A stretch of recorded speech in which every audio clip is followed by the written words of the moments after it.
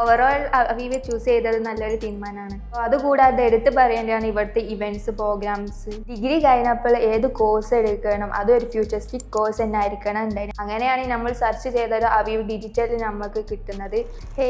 എൻ്റെ പേര് ഫാത്തിമ തസ്തി. ഞാൻ കോഴിക്കോട് കൊടുവള്ളിയിൽ നിന്നാണ് വരുന്നത്. ഞാൻ BA ഇംഗ്ലീഷ് ഗ്രാജുവേറ്റഡ് ആണ്. ഡിഗ്രി കഴിഞ്ഞപ്പോൾ ഏത് കോഴ്സ് എടുക്കണം, അതൊരു ഫ്യൂച്ചറിസ്റ്റിക് കോഴ്സ് തന്നെ ആയിരിക്കണം ഉണ്ടായിരുന്നു. അങ്ങനെ ഞാനും എൻ്റെ ഫ്രണ്ടും കുറേ സെർച്ച് ചെയ്ത് അപ്പോഴാണ് നമുക്ക് ഫുൾ സ്റ്റാക്ക് ഡെവലപ്മെൻറ്റ് ലിസ്റ്റിൽ വന്നത്. അപ്പം ഫാമിലിയിൽ തന്നെ കുറേ ആൾക്കാർ ഈ ഫീൽഡിൽ വർക്ക് ചെയ്യുന്നുണ്ടായതുകൊണ്ട് നമ്മൾ ഇത് തന്നെ ഉറപ്പിച്ചു. അപ്പം അടുത്ത ഓപ്ഷൻ ഏത് ഇൻസ്റ്റിറ്റ്യൂട്ട്, അത് നല്ലൊരു ഇൻസ്റ്റിറ്റ്യൂട്ട് തന്നെ ആയിരിക്കണം എന്നുണ്ടായിരുന്നു. പ്ലേസ്മെൻറ്റൊക്കെ പ്രൊവൈഡ് ചെയ്യുന്ന നല്ലൊരു ഇൻസ്റ്റിറ്റ്യൂട്ട് തന്നെ ആയിരിക്കണം എന്നുണ്ടായിരുന്നു.